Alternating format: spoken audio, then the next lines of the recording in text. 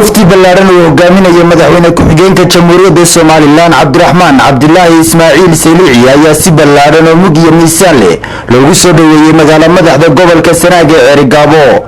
bulshada reer Cerigabo ayaan u kala hadhin soo dhaweynta wafdiga madaxweyne ku-xigeenka shicib iyo dawladba iyadoo ay duleedka magaalada Cerigabo kaga hortageen kumanaan kamid ah labaynta iyo haldoorka Cerigabo oo ku gaashaana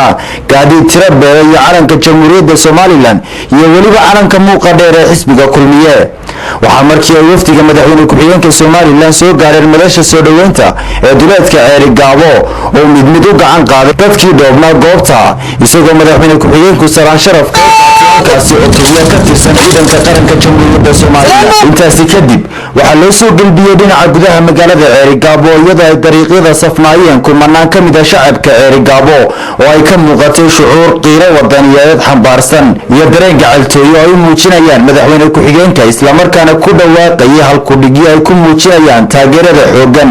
ay la barbar taagan yihiin xukuumadda iyo xisbiga kulmiye taasi oo sababtay in madaxweyne ku-xigeenku socod maasha ku dhex qaado mawjadada oo dhoobnaa dhinacyada wadada. soo dhaweynta kadib waxaa dadweynaha la hadlay barasaabka gobolka Sanaag Axmed Cabdi Falay iyo duqa degmada Cerigabo Ismaaciil Xaaji Nuur oo soo dhaweeyay wafdiga madaxweyne ku-xigeenka. madaxweyne ku-xigeen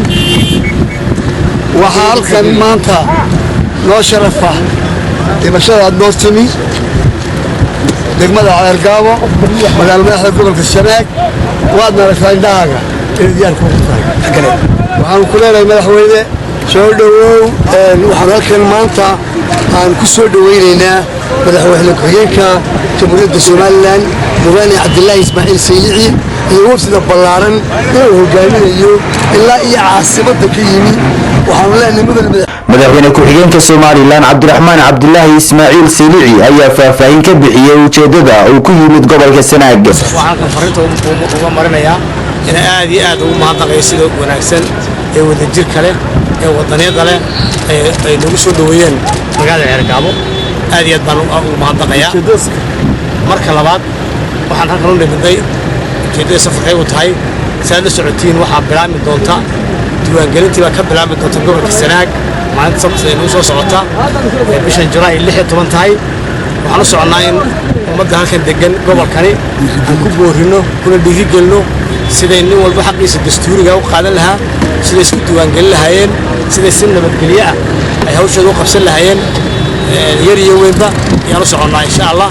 soo dhaweynta ballaaran ee madaxweyne ku-xigeenka Soomaaliland kala kulmay shacabka gobolka Sanaag ayaa waxay jawaab cad u tahay sida ay bulshada gobolka Sanaag uga abaal celinayaan mashruucii ugu ballaarnaa ee xukuumadda uu garwadeenka ka yahay madaxweynaha Soomaaliland Axmed Maxamed Maxamuud Silaanye uu ka fuliyay gobolka Sanaag oo ah hirgelinta wadada dheer ee xiriirisa Togdheer iyo Sanaag iyadoo geesta kalena madaxweyne ku-xigeenka Jamhuuriyadda Soomaaliland Cabdiraxmaan Cabdilaahi Ismaaciil Saylici noqonayo madaxweyne ku-xigeenkii ugu horeeyay ee socod ay kalsooni ku dheehan tahay ku dhex mara shacabkiisa magaalada Cerigabo masaafadan 2 kiiloomitir. heeda lagu soo dhaweeyay madaxweyne ku-xigeenka Jamhuuriyadda Soomaaliland ayaa waxay ahayd tii abid ugu sareysay ee lagu soo dhaweeyo mas'uul heerkan oo kala Cabsa Farax Cabdilaahi TV-ga qaranka Soomaaliland Cerigabo.